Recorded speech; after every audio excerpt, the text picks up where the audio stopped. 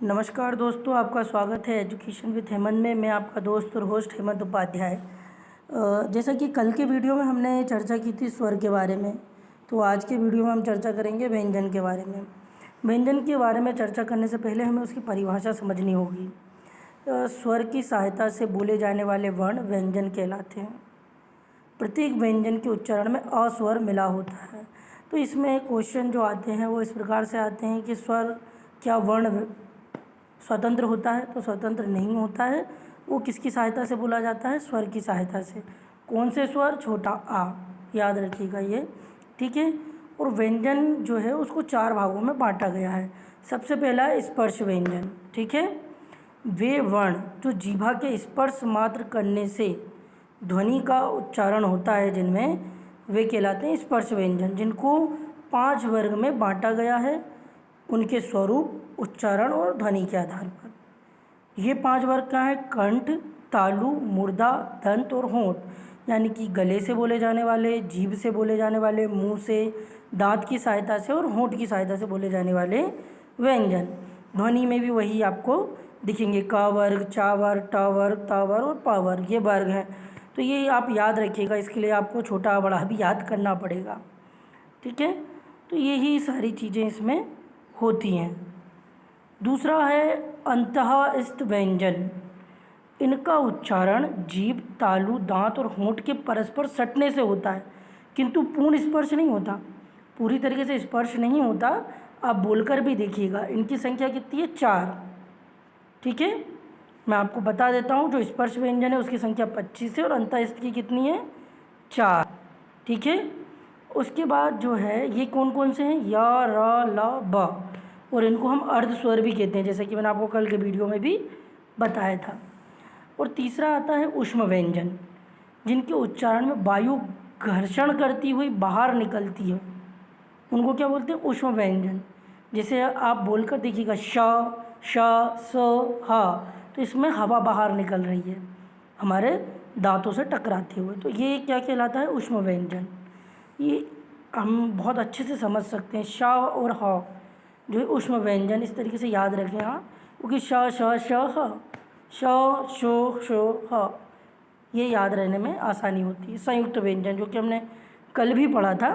संयुक्त व्यंजन क्या होते हैं? जो वे वर्ण जो 2 व्यंजनों के मेल से बनते हैं। क्या क्या है? छ, त्र, ज्ञ, त्र। तो जैसे छ बनता है क और श से, इंग्लिश में भी हम लिखते हैं तो KSH लिखते हैं छ को, तो इस चीज़ को समझें, ठीक है। तो ये 5 हैं। मैं एक बार और आपको दोहरा दे रहा हूँ। 4 प्रकार कौन कौन से हैं? स्पर्श व्यंजन कितने होते हैं? 25, जो कि जीवा के स्पर्श मात्र करने से बोले जाते हैं, ठीक है। दूसरा क्या है? अंतःस्थ व्यंजन, जिनका उच्चारण जीभ, तालु, दांत और होंठ चारों के परस्पर सटने से होता है, लेकिन पूर्ण रूप से नहीं होता स्पर्श, ठीक है। और उसमें स्पर्श में पूर्ण रूप से स्पर्श होता है। और ऊष्म व्यंजन क्या होते हैं? जिनमें बोलते वक्त हवा निकलती है ना, वायु घर्षण करती हुई बाहर निकलती है, वो कहलाते हैं ऊष्म व्यंजन। ये भी 4 होते हैं। और संयुक्त व्यंजन जो एक्स्ट्रा में होते हैं, वो संयुक्त व्यंजन होते हैं, जो कि 2 वर्णों से मिलकर बनते हैं, 2 व्यंजनों के मेल से बनते हैं, ठीक है। और इसी प्रकार से यदि आप देखें तो व्यंजन के भेद भी 2 होते हैं। पहला होता है अल्प प्राण और दूसरा होता है महाप्राण। अल्प प्राण क्यों बोला जाता है इसे? क्योंकि इनको उच्चारण में कम श्रम करना पड़ता है। प्रत्येक वर्ण का प्रथम, तृतीय और 5वां तथा अंतःस्थ वर्ण अल्प प्राण होता है। जैसे क, ग, ण, देखिए क पहला है, ग तीसरा है, ण 5वां है। तो इसी प्रकार से ये जो श्रेणी है आगे बढ़ती जाती है। समझ पाए आप? पहला, तीसरा और 5वां। ऐसा ही महाप्राण में होता है। महाप्राण जो है, इनके उच्चारण में हकार जैसी ध्वनि रहती है।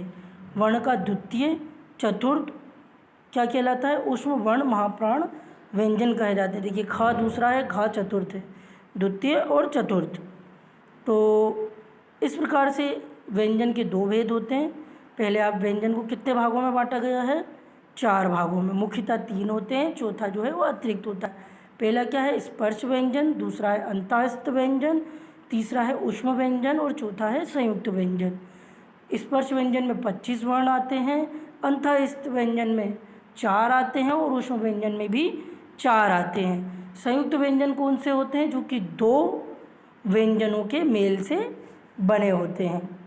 तो और इसी प्रकार से व्यंजन के भेद कितने हैं? 2, अल्प प्राण और महाप्राण। अल्प प्राण में क्या होता है? कम श्रवण करना पड़ता है और प्रत्येक वर्ग का पहला, तीसरा और पांचवा ये अल्प प्राण में आते हैं और महाप्राण में प्रत्येक वर्ग का दूसरा और चौथा आते हैं। इस प्रकार से हम इसको ईजिली समझ सकते हैं, लेकिन इसके लिए हमको छोटा बड़ा आना भी बहुत ज़रूरी है। तो आशा करते हैं आपको आज का वीडियो हमारा पसंद आया होगा, और यदि आपको कोई भी इससे समस्या रहती है तो आप हमें कमेंट करें, हम बिल्कुल आपकी सहायता करने की पूरी कोशिश करेंगे। और वीडियो को आप पसंद कर रहे हैं तो लोगों को शेयर करें, सब्सक्राइब करें, लाइक करें, कमेंट करें। धन्यवाद। जय हिंद। वंदे मातरम।